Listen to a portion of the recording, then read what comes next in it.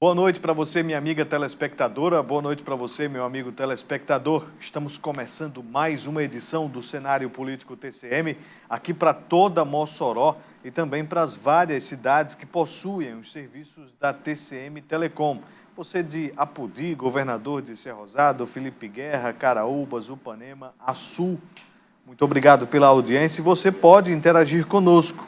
Mande a sua mensagem aqui para o nosso WhatsApp 988028979. Tem também o nosso Twitter, @CenaPolíticoTCM, facebook.com/CenárioPolíticoTCM e o Instagram, @CenárioPolíticoTCM. Todas as nossas redes sociais aparecendo aqui na tela para você mandar a sua mensagem. Nós não temos mais telefone fixo, portanto você manda a sua mensagem através das redes sociais e aí no nosso WhatsApp. Se você tentar ligar para a nossa redação, que é o telefone fixo, onde o pessoal da produção agenda nossas reportagens, neste exato momento você não vai ser atendido para participação aqui do Cenário Político TCM. Para outras demandas sim, mas aqui para o cenário político você vai ter que realmente participar através destes contatos que sempre aparecem aí na tela. Nós vamos conversar hoje com o Alexandre Mota, que é médico infectologista, está trabalhando muito aí no enfrentamento à Covid-19 lá na capital e também em outro estado, como a Paraíba. Então, nós vamos falar sobre esta doença aqui no nosso Rio Grande do Norte, como é que está sendo aí com relação aos cuidados e o enfrentamento a esta doença. Vamos também falar sobre política. Alexandre Mota foi candidato ao Senado Federal nas eleições de 2018, estava cotado para disputar a Prefeitura do Natal, mas o PT resolveu escolher o senador Jean Paul Prats. Vamos falar sobre saúde e política no programa desta terça-feira. Mande a sua mensagem. Agora, por falar em Covid-19, a gente traz os números aqui do estado do Rio Grande do Norte, segundo o boletim divulgado pela CESAP. Na tela você já vê aí que hoje são 52.566 casos confirmados para a Covid-19. São 1.926 mortes. Casos suspeitos, 63.245. Mortes por investigação, 208.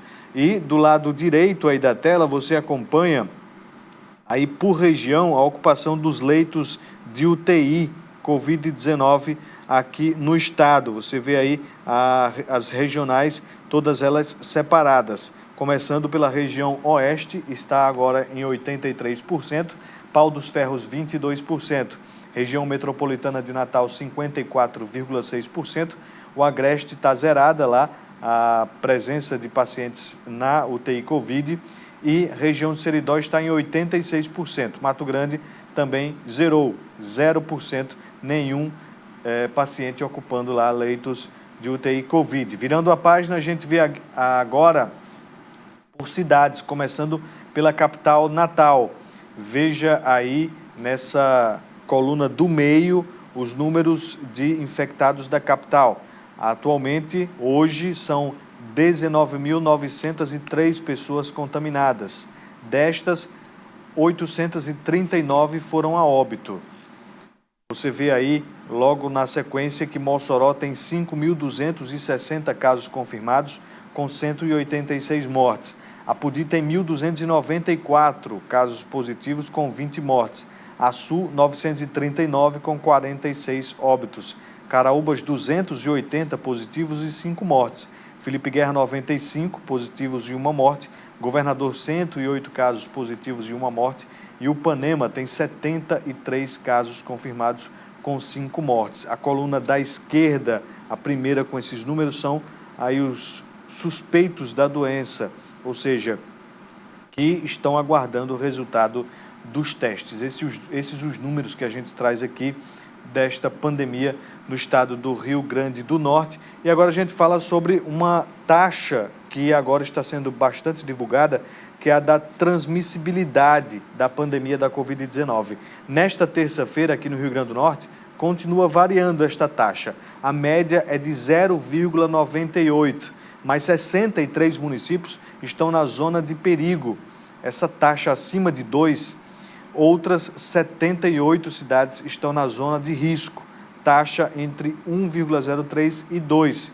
Há 2 municípios na zona neutra, entre 1 e 1,03. E apenas 24 municípios estão registrados na zona segura, que é essa transmissibilidade menor que 1. A taxa é um dos principais indicadores para medir a evolução de uma doença epidêmica como a provocada pelo novo coronavírus. Portanto, a gente trazendo esses números para vocês aí que estão acompanhando o cenário político, a gente pensa que essa pandemia, na hora que ela está diminuindo, quando existe justamente o descontrole das pessoas na questão do distanciamento social, dos cuidados que se devem seguir, aí essa transmissão aumenta. Lá em Pau dos Ferros, ontem a gente citou aqui, está a transmissão de 1 para 5. Então, uma pessoa pode transmitir para outras 5 pessoas. E por isso é realmente preocupante, a gente precisa ficar atento quanto a esta taxa. A gente vai falar sobre essa questão da transmissibilidade com o nosso entrevistado de hoje, o doutor Alexandre Mota, que é infectologista, atua nessa área e vai trazer mais informações sobre este assunto daqui a pouquinho. E hoje aconteceu a primeira sessão presencial da Câmara de Mossoró, desde março. Durante este período, as sessões ocorreram de forma virtual. Você acompanha essas imagens gravadas hoje de manhã. Os vereadores têm até o fim do ano para discutir e votar projetos importantes como a Lei Orçamentária Anual. Hoje, a sessão presidida pelo vereador Flávio Tácito, a presidente da Câmara está de licença médica, acompanhando uma filha que foi cirurgiada e está afastada dessas atividades por pelo menos 20 dias.